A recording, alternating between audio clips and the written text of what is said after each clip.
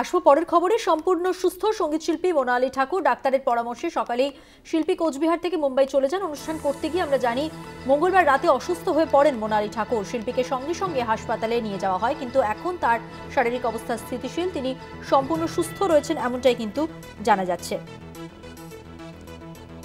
অনুষ্ঠান চলাকালীন মোনালি ঠাকুর তিনি অসুস্থ হয়ে পড়েন।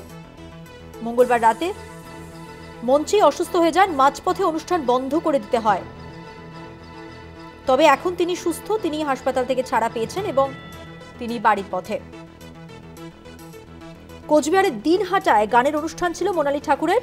মঞ্চে গাইতে গাইতে অসুস্থ বোধ করেন তিনি এবং অনুষ্ঠানের মাঝেই নেমে আসেন। তাকে হাসপাতালে ভর্তি করা হয়েছিল, তবে হাসপাতাল থেকে তিনি ছাড়া পেয়েছেন।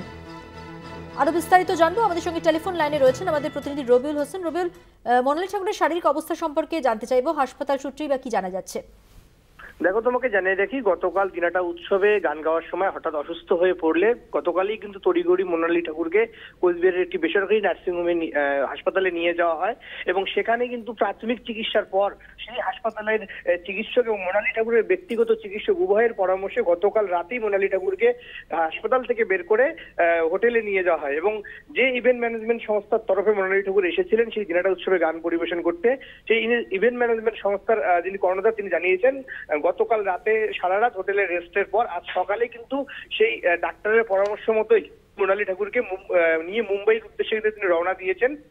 এই মুহূর্তে কিন্তু তিনি অলরেডি মুম্বাইয়ে পৌঁছে গিয়েছেন, এমনটাই কিন্তু আমরা সেই ইভেন্ট ম্যানেজমেন্ট সংস্থার সূত্রে জানতে পারছি। ধন্যবাদ। কথা বললাম প্রতিনিধি রবিউল হোসেনের সঙ্গে।